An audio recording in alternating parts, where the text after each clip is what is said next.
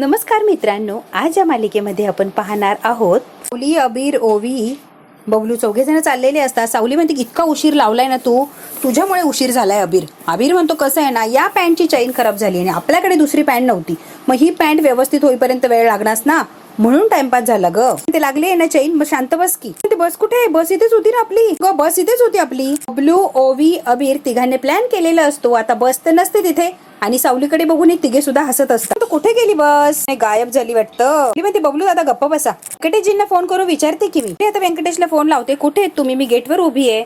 व्यंकटेश म्हणतो आम्ही पुढे निघून गेलो. सावली म्हणते मला न घेता पुढे का गेलात तुम्ही? आता राजकुमार, मोनिका बसलेली असते आणि राजकुमारला फोन आलेला असतो की आम्ही स्वतः जाणारे, कोणीतरी बोलत असतं. राजकुमार म्हणतो वा वा वा, तुम्ही स्वतः जाणार आहे तिथे, व्हेरी गुड व्हेरी गुड, म्हणजे ऐकून कमालच वाटली, तुम्ही स्वतः जाणार आहे. कुमार आता मोनिकाला म्हणतो मोनिका आपलं काम जवळजवळ झालंयच बरं. वा, मोनिका म्हणते जागीचे दिवस भरलेत म्हणजे वा, बघून ते लोक जागा खाली करतील असं वाटतंय राजकुमार तुला? तेव्हा म्हणते नाहीच करणार, इतक्या सहजासहजी ते नाहीच करणार आहे. तेव्हा म्हणते राजकुमार एका प्रश्नाचं उत्तर अगदी स्पष्ट दे, मुलाच्या जागेला सील कधी लागणार आहे ते मला आधी सांग. ना तुला सगळी प्रोसिजर समजावून सांगतो, मला बसायला वेळच नाहीये.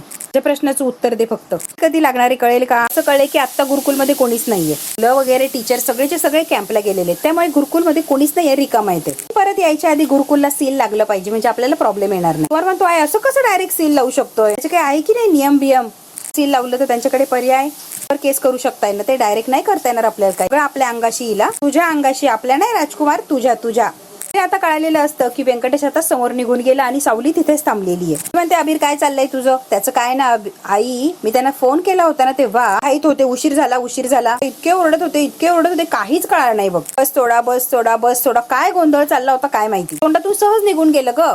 पुढे जा, आम्ही मागून येतो. ठीक आई, खरंच सॉरी. तोंडून सहज निघाला पण ते खरंच गेलेत ना. आता आपण कशावर जायचंय, तुला काही कळतंय का? तू आता हसत असतो. Sorry I. म्हणते आपण आपलं जाऊया. ओवी म्हणते नको, आमच्या गाडीतून तुम्ही चला. बबलू म्हणतो चल की सावली बहिणी आमच्या गाडीतून, आमच्यामुळे तुम्हाला त्रास नको, आम्ही जाऊया आमचं. टीचर असं काय म्हणताय तुम्ही? तुमच्यामुळे आम्हाला कसला आलाय? तर गाडी तुमच्या बसच्या आधी पोहोचणार 100% गॅरंटी. हो. ओवी, अबीर मी मागे बसणार, सावली टीचर आणि सारंग सर पुढे बसणार, तुम्ही टप्पावर.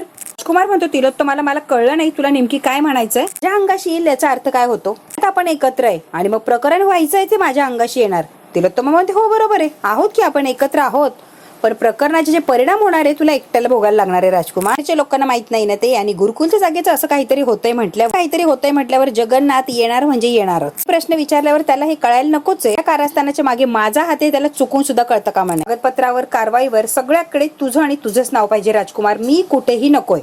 एका प्रश्नाचं उत्तर देतीस का? तुला जगन्नाथची भीती वाटतेय का? माहित नाही राजकुमार, भीती हा शब्द माझ्या डिक्शनरीतच नाहीये. तुझ्या बरोबरच आहे, भीती मला काही वाटत नाही, पण मी तुझ्या बरोबर असून सुद्धा पडद्या मागून वार करतेय. मी समोर येऊ शकत नाही, माझी मजबुरी आहे. सूत्र हलवतीये, गायडन्स करतीये, तो मला काही एवढं काही हे करत नाही, त्यामुळे माझा तिरस्कारच येणार आहे. आणि मी समोरून हे सगळं करतेय म्हटल्यावर अजून भडका उडणार. त्यापेक्षा पडद्यामागे मी राहते, पडद्यासमोर तू राहा राजकुमार. ही माझी कारण आहेत आणि नंतर सविस्तर सांगेन मी. आता जेवढं सांगते ना तेवढंच ऐकायचं, सांगते ते आणि अगदी तसंच करायचंय. कळतंय का राजकुमार? तर मग खूप बोललेली असते राजकुमारला, माझं नाव कुठे चाललं नाही पाहिजे, सगळं काही तूच करतोय असंच दाखवायचंय.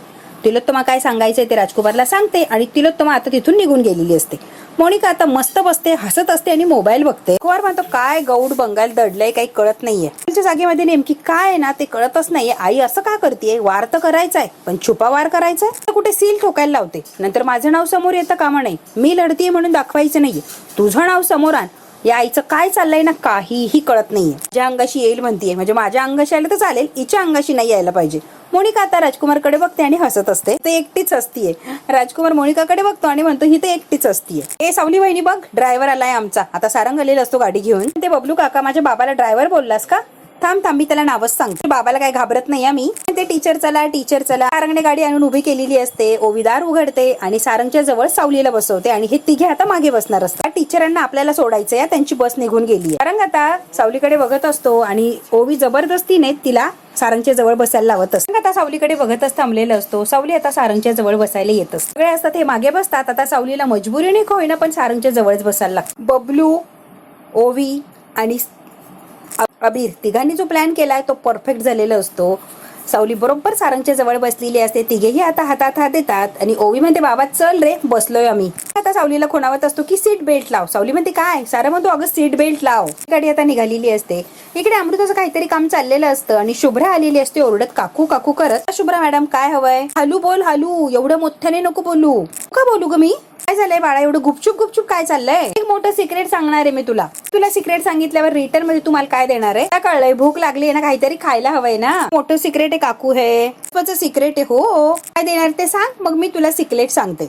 हे चुकीचं आहे. काहीतरी दिलं तर काहीतरी रिटर्न मिळालंच पाहिजे अशी मागणी करणं किंवा अशी अपेक्षा ठेवणं चुकीचं आहे. जे असेल ते फक्त द्यायचं, माघारी घ्यायची काहीच अपेक्षा करायची नसते. काय हवंय ते सांग, फक्त असं रिटर्न वगैरे असं काही बोलू नकोस. तू याच्या बदल्यात ते, त्याच्या बदल्यात ते असं बोलू नकोस. सिक्रेट सांगू पण नको मला. मॅगी पाहिजे एक्स्ट्रा चीज वाली. ओके मॅडम बनवते मी. की आता मी काय सांगतेय, गाण्याचा क्लास लवकर बंद होणार आहे. नाही बाळा सुरू केलाय आता. तू काहीतरी चुकीचं ऐकलंय. असं कसं मध्येच क्लास बंद होणार सांग बरं. दे नको माझ्याकडे लक्ष देऊ. क्लास बंद झाला की तुला आपोआप कळेल.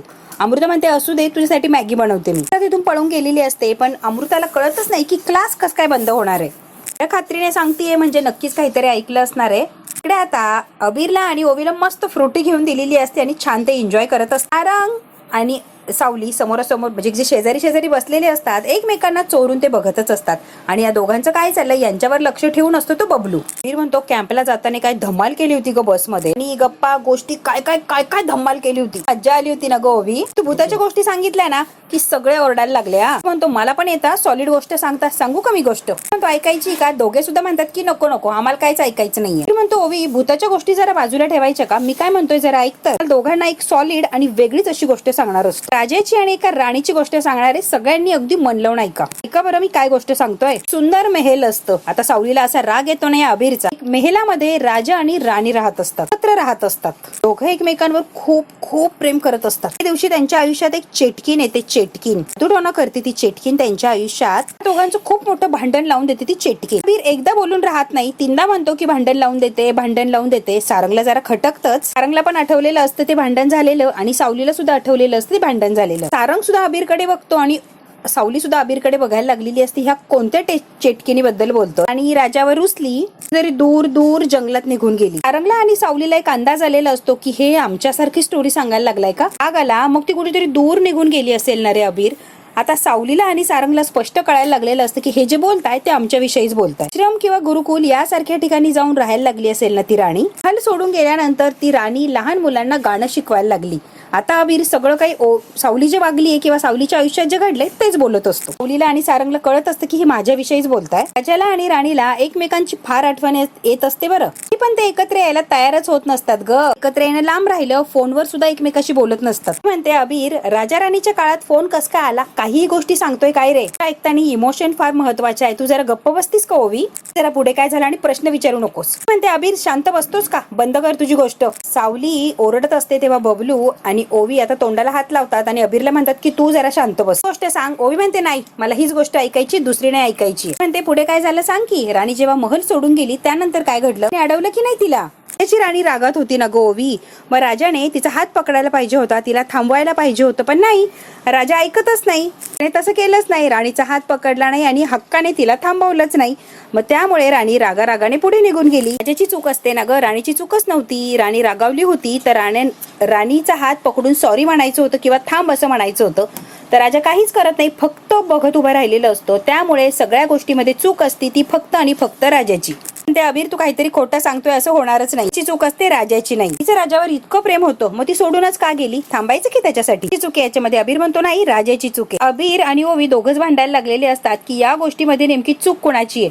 सारंग आणि सावली सुद्धा एकमेकांकडे बघत असतात आणि बऱ्याच गोष्टींचा उलगडा त्यांच्यातच त्यांना झालेला असतो. दोघेही आता शांत असतात पण अबीर आणि ओवी काय शांत बसायचं नाव घेत नसतात. ते मात्र भांडत असतात की कोणी म्हणतं राजाची चूक आहे, कोणी म्हणतं राणीची चूक आहे. ओवी म्हणते गब्बासा ही चूक आहे.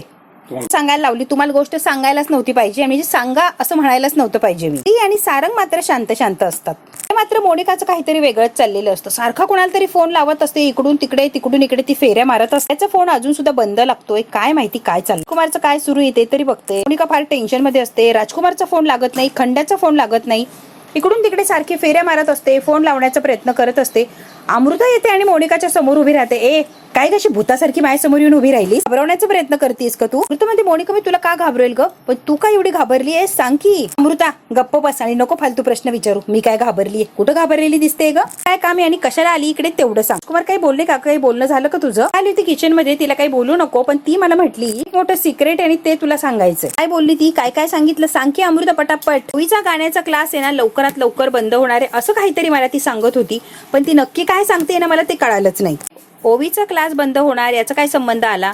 अमृता म्हणते मला सांग तू आईचे कान भरले का गाण्याच्या क्लास विषयी? आजच्या विरोधात काही आईचे कान भरले का मोनिका, खरं खरं सांगा. पण त्या स्टुपिड शुभ्राच्या पोटात आहे ना काहीच राहत नाही, हिला जाऊन सांगायचं होतं तेही या बावळट अमृताला. आईचे कान का भरेल ग? अमृता उगाच काहीही बडबडते. आई काय शुभ्रा एवढा आहे का कान भरायला? त्यांचं त्यांना कळतं, त्यांचे डिसिजन त्यांना घेता येतात. मी कशाला काय कान भरायला लागलीये? तुझं काहीतरी गैरसमज होतोय अमृता. म्हणजे तुला काय सांगितलंय नीट सांगतेस का मला? मी तिला काही विचारलं नाही आणि मुळात मी विषयच वाढवला नाही आणि मला सवयच नाहीये, त्यामुळे मी काही जास्ती विचारलंच नाहीये मोनिका. सिक्रेटच्या बदल्यात चीज मॅगी हवी होती. मी म्हटलं मला काही सिक्रेट वगैरे सांगू नको, तरी पण मी तुला चीज मॅगी बनवून देतेच. प्रत्येक वेळेला करत्या काही हवं असलं की काहीतरी मागायचं आणि मग ती काहीतरी मला सांगणार असं तिचं नेहमीच असतं आणि ही सवय चुकीची आहे. तिला काहीतरी समजावून सांग मोनिका. तसं मी तर तिला सांगितलंय की हे चुकीचं आहे, पण तू पण सांग म्हणजे तिला जरा समजेल. सांगण्याच्या बदल्यात काहीतरी प्रत्येक वेळेला ती मागते आणि मोनिका प्लीज ही सवय मला आवडत नाहीये, तू काही करून ही सवय तिची मोड. खूप लहान आहे, तिला आवर घाल आणि याच वयात तिला वळण लागू शकतंय. अमृता तिला अक्कल नाहीये, तिच्या बोलण्याकडे लक्ष देऊ नकोस आणि एवढी सिरियसली नको घेऊस तिला. ते विचार या शुभ्राला जागेवर मिळत असतं तरी भिकाऱ्यासारखी काय मागत फिरते काही कळत नाही. मोनिका आता बडबड करते आणि तिथून आता निघून चाललेली असते. तू तर म्हणते नाही मोनिका जेवढ्या सहज सोप्यापणे गोष्टी दाखवायचा प्रयत्न करते तितकी सहज आणि सोपी ही गोष्ट नाहीच आहे. काहीतरी वेगळं आणि विचित्र आहे सगळ्याच्या मागे, पण मोनिका काहीतरी लपवती आणि नक्कीच काहीतरी ऐकलंय आणि ते खूप डेंजरस आहे. असा चेहरा सांगत होता घरात नक्की काहीतरी मोठं काहीतरी वादळ येणार किंवा काहीतरी प्लॅन शिजतोय यांचा. आता अमृताला डाऊट आलेला असतो की मोनिका काहीतरी लपवतीये. राजकुमार, आई आणि मोनिका तिघे मिळून ओवीच्या क्लासच्या मागे लागलेत का? काही करून यांना ओवीचा क्लास बंद करायचाच आहे का? कुठे ओवी आनंदात जगायला लागली, आता कुठे तिला आनंद मिळतोय, आनंदी जगण्याचा प्रयत्न करते आणि यांनी जर क्लास बंद केला तर बिचारीचा सगळा आनंद हिरावून जाणार. देवा काहीही कर आणि ओवीचा क्लास बंद नको पडू देऊस. ओवी पूर्णपणे कोसळली जाईल. म्हणजे काही झालं तरी मला सावध राहायला लागणार आहे. अबीर आणि ओवी सगळ्या रस्त्याने बडबड करत हे येत असतात, अजिबात ते गप्प बसलेले नसतात. गोष्टीचा एंड खूप सॅड असतो बघ. ओवी म्हणते काय रे पटकन सांग की. राजा आणि राणी परत कधीच भेटलेले नसतात ग, कधीच परत भेटत नाही आणि परत कधीच ते एकत्र येत नाही. अबीरला म्हणते हा शेवट बदलायचा का? राजा आणि राणी परत कधीच भेटत नाही, हा शेवट आपण आपल्या पद्धतीने करूया, आपल्या पद्धतीने बदलण्याचा प्रयत्न करूया. म्हणतो यस चालेल ओवी, मी तुझ्या सोबत आहे, हा शेवट आपण बदलूया. राजा राणी परत कधीच भेटले नाही हा शेवट नकोच, शेवट आपल्या पद्धतीने आपण करू. राजा राणी रिटर्न्स भाग 2. राजा राणी एकमेकांपासून दूर गेले, भांडण झालं, सगळं संपलं असं वाटलं होतं रे अबीर. काहीतरी वेगळंच होतं. अचानक एक दिवस एकमेकांच्या ते समोर येतात. ओवी काय भारी ट्विस्ट शोधलाय ग. म्हणतो पुढे काय झालं ग? दोघं एकमेकांच्या समोर आले तेव्हा त्यांच्यामध्ये काही बोलणं झालं का? सुरुवातीला काही बोललेच नाही, ते फक्त एकमेकांकडे रागाने बघत होते. आता सावलीला आणि सारंगला त्यांच्याबरोबर जे जे काही घडलंय ते सगळं काही आठवत असतं. अगदी आत्ताच घडलंय अशा सगळ्या गोष्टी समोरून चाललेल्या असतात. मग एकमेकांशी ते भांडायला लागले आणि सारंगचं भांडण झालं. तो प्रसंग सुद्धा आता यांना आठवलेला असतो. तुझी चूक माझी चूक, तुझी चूक माझी चूक. आता दोघांमध्ये तू मेमेच चालू झालं. कुणीच कुणाच्या चुका मान्य करायला तयार नव्हतं. म्हणतो अरे देवा, एवढ्या वर्षाने भेटले तरी पण भांडतच होते होय? ओवी म्हणते हो ना. दोघांना एकत्र आणण्यासाठी देवाने एक चमत्कार केला. एकाच गाडीतून प्रवास करावा लागला. म्हणजे जसं आपण करतोय तसं ना. आणि सावली चोरून एकमेकांकडे बघतच असतात. इकडे शुभ्रा आणि राजकुमार पकडापकडी खेळत असतात. शुभ्रा पुढे पळत असते आणि तिच्या मागे राजकुमार असतो. तेव्हा म्हणते शुभ्रा पळू नको, शुभ्रा पळू नको. राजकुमार नाही, शुभ्रा पकडलेलीच असते. एका पळतच आलेली असते. हिला खाली उतरा राजकुमार, हिला खाली सोडा. शुभ्राची जरा बोलायचं, तिला खाली सोडून द्या. अगं मोनिका ऐक तर, तिला सोडा म्हणतीये ना मी. होतीस ग घरभर शोधतीये.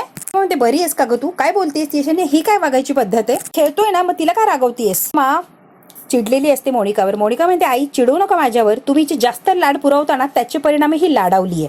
त्या मागे जाऊन काय दिवे लावती माहितीये का तुम्हाला? हो का तू काय केलंस? सांगू का?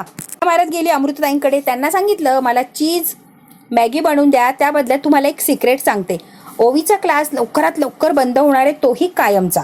शुभ्रा, अमृता काकूला काही सांगितलंस बाळा? तू काय सांगितलंस ग? प्रॉमिस दिलं होतं ना काही सांगायचं नाही, तुला गिफ्ट देईन. मग तू काय सांगितलं अमृताला? असंच म्हटलं होतं गेम देणार, गेम दिलाच नाही. मग मी काय पिंकी प्रॉमिस काय पाळत नसते. मी काकूला सांगायला गेली होती, म्हणते सगळे प्रॉमिस पाळतो, काम धंदे सगळं सोडतो आणि तुला जे प्रॉमिस केले ते सगळे पाळतो, पण कुणाला काही जाऊन पचकत नको जाऊ ग बाई. म्हणते मोनिका जरा शांत बस ना प्लीज. तर म्हणते शुभ्रा इकडे बाळा इकडे आहे. मम्मा आणि डॅडूचं मला काय माहित नाही, पण मी काय म्हणते ना शुभ्रा ते ऐका. पर विश्वास आहे की नाही मी प्रॉमिस केल्यावर ते पाळते की नाही? चौघे जण रिसॉर्ट वर जाऊन अशीच धमाल मस्ती करूया. माझी एक अट आहे ती तुला पाळायला लागणार आहे. ती आहो तुझी अट? अच्छा काय ग? अजून कोणाला सिक्रेट सांगणार नाही तू, अजिबात काळजी करू नको. मी कुणालाच काही सांगणार नाही आहो. पण ते सगळ्यांना सांगून झालंय, आता काय राहिलंय? म्हणे कोणाला सिक्रेट सांगणार नाही. आणि दुसऱ्या दिशेने गाडी वळवलेली असते. सावली म्हणते सारंग इकडे का गाडी वळवली? मला गुरुकुल मध्ये जायचं. घरी सोडतो की.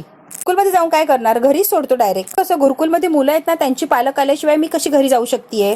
चल सोडतोय तुला, मी गुरुकुलला सोडवतोय. हे सगळे गुरुकुलमध्ये आलेले असतात. सगळी मुलं म्हणतात काय मज्जा आली ट्रिपला, धम्माल.